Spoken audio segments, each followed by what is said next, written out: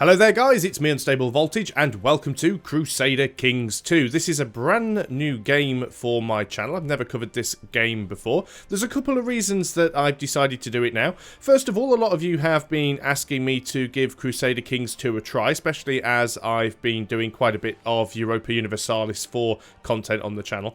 And secondly, it is a game that I've wanted to try for quite some time. But every time I've had a look at the game, it looks really, really complicated. And I didn't really understand what was going on with it. But saying that, I felt the same way about EU4 the first time I ever looked at that, and even Civilization 5. Before I played it for the first time, I looked at it and it all seemed very confusing. So, full disclaimer for any of you tuning in, this game is almost completely new to me. At the time of recording this video, I have put a maximum of about 10 hours into the game. So, I'm by no means an expert. I'm by no means a good player and my play isn't optimal, but I'm doing these videos for a very specific reason. I want to do these videos for new players or people that haven't bought the game yet who are interested in it and are maybe scared by the mechanics. This isn't necessarily going to be a full playthrough, so it might be a short series of videos, but what I intend to do is go through, explain the mechanics, explain the concepts from the point of view of someone who has only recently started playing this game, and hopefully get across how easy it is to actually pick up the game and get into it with just a few hours of play. It's all you need to do. So as you can see down here on the bottom, we're running version 2.3.2, so obviously if this video has been hanging around on the channel for a year or two and you're watching it as an old video, it might very well be out of date. I have all of the DLC and expansion packs up to and including the latest one, which is currently Charlemagne. Now I do have Sunset Invasion, but I've got that disabled, and it's highly recommended that new players do not have the Sunset Invasion DLC enabled, because it's basically a alternate history fantasy scenario where the Aztecs invade Western Europe, and it's designed to be an end-game challenge for players of some skill, and if you're a new player, it's going to make life very, very difficult for you. So very quickly, those of you who don't know what Crusader Kings 2 is, it's a grand strategy by Paradox Games. It mostly encompasses Europe, so sort of the area that would be Great Britain, Spain, France, Germany, the Holy Roman Empire, Italy. The expansions do expand it out into towards sort of India, a lot of Asia, and there's about 50% extra map was added with a couple of the expansions. Now, the game used to start off in the year 1066, but with the Old Gods expansions allows you to start in 867, and the Charlemagne DLC allows you to start in 769. So if you haven't got any of the DLC, then the earliest you'll be able to start is 1066 AD. Now, if you're watching this game to learn mechanics, the mechanics do change between expansion packs, so obviously I can't really create a different video series for each individual combination of expansions. It just wouldn't be practical, so I'm going for what the current expansion is. Now, the idea of this game is you don't actually take control of a nation. You actually take control of a specific leader. And the game is all about feudal leaders and continuing your dynasty. So you play as the leader of a nation, and eventually your leader will die. Either they'll die through illness or injury, maybe they'll just die of old age, maybe they'll get assassinated. But the idea is you need to leave a successor, an heir, a blood relative of the same dynasty who can take over from you. Providing you have a blood relative of the same dynasty, when your leader dies, you will take control of the heir and the game carries on. If at any point your leader dies without leaving a same dynasty heir, then it is game over. Now, when you start a single-player game, you will see this choose your starting area. You can actually go into custom game setup, and it gives you a lot more options. You can actually pick the very starting year and exactly who you want to play as. But what we're going to do is we're going to just use this interface here. Click on the early Middle Ages. And what I'm going to do is I'm actually going to start a game as King Carl of West Francia, who is actually Charlemagne himself. This is the son of Pepin the Short, and it's Charlemagne or Carloman.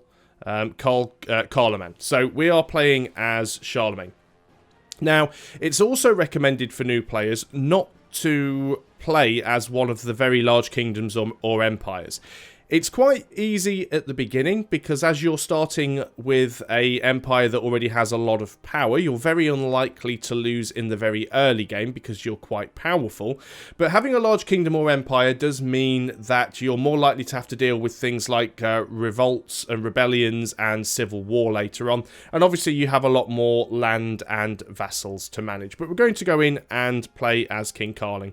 And what I intend to do is try and explain the interface and explain the concepts as we go and show you what I would do when I'm starting a new game, just so you're not just looking at a massive mess of buttons and icons and little windows that pop up. So the first thing that we can see here is that the game is paused. Now, this works just the same way that Europa Universalis 4 does. I'm going to try not to make too many comparisons to EU4 because I appreciate that people watching this video may not necessarily have any experience with EU4, but there are some things where it's very similar to EU4 and there are also some places where it's quite different. So every now and then I will make reference to it. But you can pause the game at any point by clicking the little pause button up here in the top right hand corner. You can also hit the space bar to pause and unpause, and you can increase and decrease the game speed with the plus and minus buttons to the right of the date, and you can also use the plus and minus buttons on the keyboard to do that. So we've got a lot of mess on the map. Now what we're going to do first is have a look at the actual map itself. We can zoom right out. You can see how much of the world this game actually covers because you can go right to the edges of the map. So we've got some of North Africa, we've got the Middle East there, we've got India, we've got parts of sort of Siberia, we've got Scandinavia, we've even got Iceland up there. And then we've got Great Britain. But the majority of the game takes place in this sort of middle area around here. So basically from the west coast of Portugal and Ireland over to pretty much the east coast of the Holy Roman Empire, sort of Poland, Lithuania, Hungary, and all of that kind of business. So what we're going to do here is zoom in a little bit. And as you can see, as we start to zoom in, we get all these little icons and things that appear all over the map. Now, these represent the various different leaders. Some of the larger symbols, if we can find, where's the Byzantine Empire? So if you get one like this that has a grand old golden crest on either side of it, that's an emperor. If we look at one that is a little less lavish but still quite large with a golden shield, that represents a king. The slightly smaller ones represent dukes, and the smallest of them all represent counts. So I'll go through all of those in a minute. First thing that we're going to do is actually have a look at the map mode, because what we're on right now is the terrain map mode, which is a little bit messy. If we go down here to the bottom right hand corner, we can see that the very next map mode is one that says Independent Realms. So we can click on that or use the W shortcut key, and that instantly makes the map much more readable. Now, we're actually playing as Charlemagne of West Francia, and West Francia is this darker blue area around here. So Middle Francia is owned by our brother. He is the king of Middle Francia. We are the king of West Francia. Now, another useful thing that you can do here is if you click the diplomatic relations button, and the shortcut is E. If you actually click that button, then it will show you all of your territory in green. Now, it is quite possible that you may have another nation selected, like I've just selected this one here, and it's showing their nation. If you don't have your own nation selected, just hit the diplomatic relationships button again, or hit the E button again. So if you hit it a couple of times, it'll always go back to your own lands. So as you can see, all of our land is in green. Now, if you actually see the lighter green areas are my directly controlled lands. So I have this county over here, and I have these 4 counties. Now, these make up what is called my domain. And my domain, and its domain is D-E-M-E-S-N-E. My domain is size 5 of 6, which means I can have a maximum of 6 direct holdings within my domain. And at the moment, I have 5. Now, if we actually look here, this is the outline, and it's not turned on by default. I like to bring this out with this little button here, because it allows you to see at a glance exactly what the 5 things in your domain are. So we have Rethel there, we have Cleve, we have that place that I'm not even going to pronounce, and we have all of those. So these are our 5 direct holdings. And if we click on each of those, which we can also do by going through the outline. And you'll notice the names in the outline are different to the names on the province themselves, because if we click on there, on Rethel, we can see that it actually goes to a county called Vermandois. Now, that is because Vermandois is the county, but Rethel is actually the castle. It's the county capital. So, because we are because we own this place and because we are a feudal leader, then we actually own this castle. So there are various different levels of sort of ruler in the game. Top of the pile is an emperor. An emperor is the ruler of an empire, and that is the top level that you can be. Below that are kings who own kingdoms. Below kings are dukes who own duchies. Below dukes are counts who own counties, and then below counties and below counts you have individual holdings. So for example, if someone is the owner of a castle, they would be a baron. If someone is the owner of a bishopric, they would be a bishop, and if someone is the owner of a city, they would be a mayor. So as you can see, if we're looking here at Vermandois, we are the king of West Francia, but we are also the count of Vermandois. So we actually own this castle. If you actually look at the flag in the top left hand corner, it's our flag, the Kingdom of West Francia, Carling. So this is actually our castle. However, if we look at the bishopric and we look at the city, our flag is still in the top right-hand corner because it's part of our kingdom, but the flags in the top left-hand corner are actually different. That's because the bishopric and the city, respectively, are both owned by different people, and they are our vassals. It means they pay fealty to us. We are their leader. So we can seize control of them directly, but you do get a penalty for having the wrong type of holding. I am a feudal leader, so I can only hold castles. If I hold cities or if I hold bishoprics directly, then I will take a penalty to them, but we'll talk about that later. So if you actually look at the colour green, you can see the lighter green is our direct holdings, and then as we start to get slightly darker green, they are different levels of vassalization. So the slightly darker green are our direct vassals, and then there's some even darker green that is basically the vassals of our vassals, and then it's possible that there's even like a third level of vassalage where there's an even darker green. But essentially anything that's green is ours. Anything that is in blue, we have an alliance with. So we do have an alliance with our brother because these two provinces here are directly owned by King Charlemagne of Middle Francia, who is our brother. And you can see that the actual kingdom flag is there in Troyes. So Troyes is the kingdom capital, and he is our ally. So he is coloured in blue. Any territory that is coloured in yellow is a territory that you have what is called a de jure claim on. Now, basically, two terms within this game you'll hear quite a lot. You've got de jure and de facto. De facto basically means as a fact. So if something is de facto, that's as it actually is now. De jure means by law. So by law, we have a claim on all of this territory because it should be part of our kingdom. And if you see anything in red, which there isn't currently at the moment, anything in red means that you are currently at war with them. We don't start actually at war with anybody. I'm not sure that the game actually starts with anybody at war, although it's quite possible that there could be some factions that do start in a war with each other.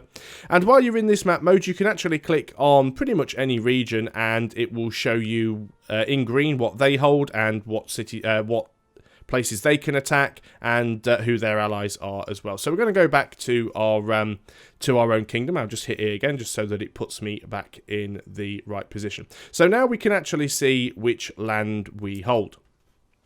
So the next thing we're going to do is look up here in the top left hand corner and we can see that there's two buttons we can click on. First of all, we can actually click on our flag, which brings up the realm list. Now this is currently showing me the de facto vassals. So this is basically giving me a list of all of the counties and duchies and kingdoms and bishoprics. So a prince bishopric is basically when you have a bishop that owns a county, and you can see basically everything we own. If we click on this de jure button, this actually shows us the de jure titles. So these are duchies that we should own by law, but we don't necessarily own them, or we don't own enough land within the duchy to create it. Because you need to own, or you need to control 51% of its de jure counties to create a duchy. So we'll talk more about that as we go on. We can see at the bottom here, we can see what our income is. We're getting 38.3 ducats yearly from our domain. We're also getting 26.16 in city tax, which gives us a yearly total of 72.07. We don't have any expenses at the moment, and as you can see up here on the top right hand corner, this first icon is our wealth. We currently have 92 ducats in the pot, and it's telling us that our monthly balance is 6 ducats. We can also see next to our portrait here a list of all of the titles that we own directly.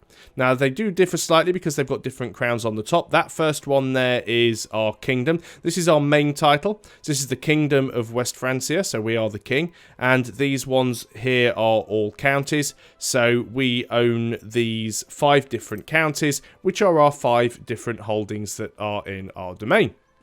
So we can see exactly what we own. Now, you'll also notice, as well as these crowns, that different characters have different sort of borders around their picture. So if we look at this one, for example, the king has a golden border around him. If we just have a quick look at our court, and I'll go into this at a later time, but this is just really to show you something. So let's go in here, for example. So we can see, let's take our mother as a classic example. This character has a grey outline around the portrait, which basically means that they don't hold any land. They are just a regular person, as of which is the sort of very lowest level of character within the game. If we then go into a county, for example, and look at a count has a silver border around the portrait. Below the count, of course, there is still things like bishops and barons. Bishops and barons and mayors have a sort of bronze border. So grey is not landed. Bronze is a baron level ruler.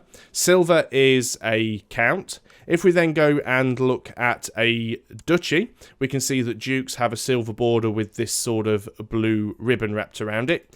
Kings have this golden border, and then emperors have a golden border with the purple banner around it. And you also have this different crown that implies what rank they are. Now, different cultures and different religions may have different ranks, but they're different in names only. So if we look over here, we can see that this area has the Grand Chief. So this guy's a Grand Chief, but if you actually look, he has a golden border. So he's basically a king. So even though he's called a Grand Chief, he is basically a king. If we go over here and have a look at England, and we see we've got Northumbria over here. If we actually click on Northumbria, we can see that this guy is the king of Northumbria, but he's naturally not, because he has the silver border with the blue banner around it, which basically means he is a duke. Because in England, a duchy would have originally been called a petty kingdom. So he's technically the petty king. As it says there, if we mouse over him, he is the petty king of Northumbria. And a petty king is the same as a duke. So even though the names might vary from nation to nation, the ranks are always going to be the same. You've basically got baron level. There's also... Within Baron, you've got Mayor, Baron, and Bishop. There's also Patrician, if you're playing as one of the Republic nations here. Then you have your Counts, then you have your Dukes, then you have the Kings, and then you have Emperors. And it's always those ranks, there aren't any more. So the other button, which I've clicked on a few times during this video, is the portrait in the top left-hand corner. So if you click on that, it actually brings up your character. You've got a little button here with a pair of scissors where you can go and you can edit your hair and beard, so you can go to the barbers if you so wish. And this gives you a big list of information about your particular character. Now, the two things that are most important on this screen here. First of all, you can see a list of your relations. There are some tabs here so that you can actually flick between various things, but we're interested in family, and we can see that we can see our parents, we can see our grandparents, we can see that we have 2 children, and that we have a selection of siblings. Now, anybody that has a little white skull next to their portrait means that they are dead. A white skull usually indicates that they died by natural causes. A red skull would indicate that they have been murdered. So, as we can see, our mother still survives, but our father is dead. All of our grandparents are dead. Now, we have 2 children, and these 2 children actually have these little black blood drops next to their portrait, whereas our siblings and our parent has this little red blood drop. Now, the red blood drop basically means that they are a close family member. If it's a black blood drop, it means they are a close family member, but they're actually a bastard. So, Charlemagne's 2 children are both bastards, but they are still his direct descendants. And that is something that can change later on in the game as well. So the other thing we want to have a look at here is we can see a list of our characters' stats. Now, they're all colour-coded. Blue is diplomacy, red is martial, green is stewardship, purple is intrigue, and the sort of, it's like a grey colour is learning. Now, these things indicate how good your character is at certain things. Obviously, diplomacy is how diplomatic you are and how well you can build up relationships with other characters in the game. Your martial ability is your ability to lead armies and actually recruit troops. The higher your martial ability, the more troops you'll be able to have. Stewardship is your ability to collect taxes and things like that. Intrigue is your ability to plot and discover other plots, so that's sort of the spy mechanic of the game. And learning mainly counts towards technology. Now, if you look at these stats, there's actually 2 columns. There's a column in brackets as well. The columns in brackets is actually the state diplomacy. And state diplomacy is made up by a number of things. It's actually made up of the score of the leader, plus half the score of the leader's wife, plus some extra benefits from your council as well. So all of those things go to make up these stats here. And obviously, the higher the stats you have, the better it's going to be. But again, that is something that we will talk about as and when we get to it. So I appreciate we've gone on now for about 20 minutes and we haven't even started the game. But what I'm just going to do on this video is just go through what I would do to start a game. So you've loaded the game in, you're already familiar with the interface, and you've got up here a selection of buttons, and these are your alerts. These are the things that you need to do. So the first thing we're going to do, I'm going to start from the right, and I'm going to click this one over here, and this is pick a character focus. So I'm going to pick character focus. Now this gives me a series of options, and as you can see, they're all color-coded to match those same traits that we saw when we looked over here at our skills. So we've got the blue, which is diplomacy, we've got the red, which is martial, we've got the green, which is stewardship, we've got the purple, which is intrigue, and we have the grey, which is learning. And these different buttons actually give you different perks to those individual things. So for example, if I clicked on family, it would give me an extra +2 diplomacy. It would give me an extra +1 health, which means I've got more chance of living longer and less chance of getting ill. And it also gives me an extra 25% fertility, which means I'm more likely to be able to have children. Or I could go for this one, which would give me +3 diplomacy. We could also go for war, which would give us +3 martial. Hunting would give us only +2 martial, but it would give us an extra health. We could go for seduction, which would give us additional intrigue and additional fertility. Also gives us additional sex appeal, which means we are liked more by members of the opposite sex and homosexuals. And having people like you is very important in this game. Intrigue just directly gives us intrigue. Rulership gives us extra stewardship. Business gives us only 2 stewardship, but it does give us a extra 20 city vassal opinions, which is quite useful. And we could get +3 learning and theology, which would give us +2 learning, but temple vassals would have an extra 20 opinions. So a lot of things that you can choose from. You can change your focus once every 5 years, so you're not locked into picking a specific thing. The big concern for Charlemagne early on is he doesn't actually have any... Well, he does have a legal heir. His legal heir is his brother, but you'd kind of like him to have a legitimate child that possibly things could get passed down to. So we're actually going to pick family. It'll give me an extra 2 diplomacy, which is not terribly high because I only have 10 at the moment, but having that extra 25% fertility is far more likely to allow us to have a child. So we're going to go ahead and select that. So that's it. We've now selected his focus. Now the next button says that we can press ducal claims. If we actually hit this button, several times. It'll cycle through anything we have a claim on. At the moment, it's only going to one province, so we only actually have a ducal claim on this county. Is it saying why? The following de jure ducal claims can be pressed. It may be that it's part of a province that we own. Down here next to the map mode button, there is one that says de jure duchies. Is it part of one of our duchies? Looks like it could be, yes. So if we zoom out a little bit, you can see that there's a duchy here called Thuringia. And I'm terrible at pronouncing place names, so I do apologise for that. So you can see this duchy here of Thuringia is actually made up of 3 counties. This one, and this one. So we actually own 2 out of the 3 counties, but this county is owned by a different king. So because this is a de jure county, by law, this county belongs to this duchy. So we can press a claim and go to war and try and fight for that county if we wish to. That's not our concern at the moment. We're going to carry on working through these notifications. The next one is to pick an ambition. Now that's this little button here, which is just across from our focus.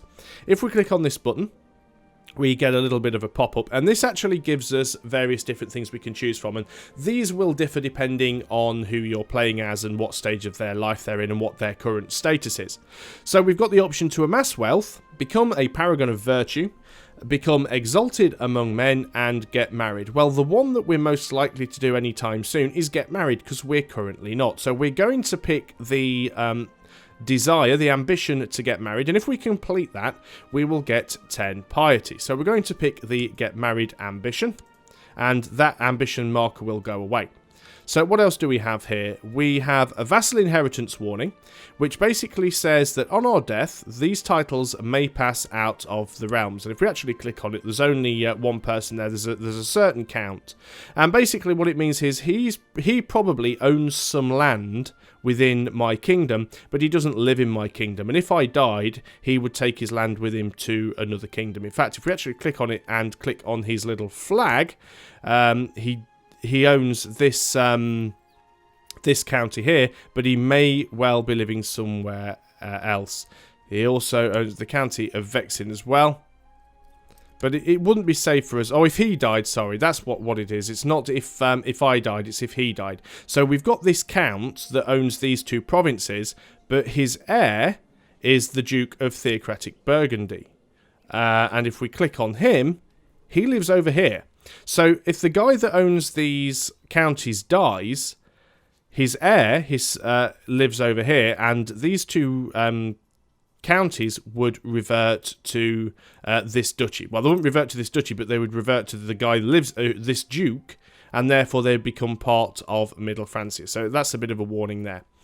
This one on the far left-hand side is a number of titles that we can create. So we can create the Kingdom of Frisia, and we could create several different duchies. By left-clicking on this icon, you can cycle through them. It'll show you where they are. In order to create them, you need to have 51% of its de jure counties. You also need to have a considerable amount of gold, and you also need to have a certain amount of prestige as well. So we don't have enough to do any of that, so we're not going to bother with it. The last icon that we are going to address is this one here where it says ruler unmarried. We should get married, and we certainly should, because we want to be able to have a child if we can. So what we're going to do, we're going to click on this little button below the empty wife symbol, and that is arrange marriage. Now this will give us a list of people that we can get married to, and you will see this little green number next to their portrait. That's basically their opinion of us. That is how much they like us. So having someone with a high opinion of us would be useful. Now, we can sort by various different things. We can sort them by rank, we can sort them by name, we can sort them by dynasty, by age. We can also sort them by their various individual statistics. Now, this can be quite important because, as I said, our state statistics are our king stats plus half of our wife stats. So if we have a wife with good stats, that will actually help our state stats. Now, you'll also see some of these portraits have little blue flags next to them. A little blue flag would indicate that marrying this person would cause us to gain an alliance with whoever we were to marry. So let's just have a quick look at rank and see who we could get sort of top in rank.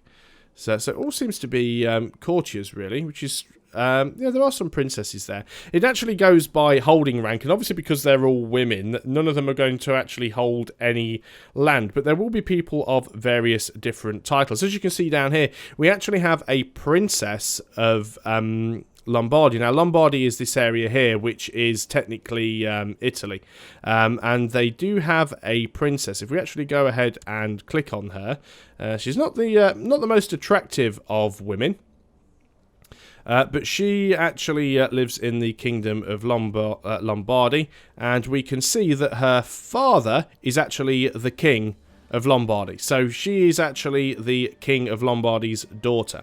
So if we were to go ahead and marry her, she would then become our wife, and we would get an alliance with Lombardy. Now that can be quite useful. Now, as well as marrying for an alliance and as well as marrying for statistics, you can also marry for traits that can be passed on to your children. Now, you notice that every single character has a number of these little icons below their sort of skill levels. Now, any that's in a green circle is a virtue, and anything that's in a red circle is a sin. And they all have little numbers next to them. So you'll see that patient is the 5th virtue, temperate is the 2nd virtue, envious is the 6th sin, for example. Now, they're mutually exclusive on numbers. So if you have the first virtue, which is chaste, you wouldn't be able to have the first sin, which I believe is lust. So you can only have one or the other. And these traits are all things that can potentially be passed on to your child. So maybe you want to marry someone who is patient and temperate, because there's more chance that your child would be patient and temperate. What I'm going to do in this instance, though, is I'm actually going to try and marry the Princess of Lombardy, if I can, because that is more likely to give us a useful alliance later on. There's 2 princesses of Lombardy, actually. One's 25, one is 22.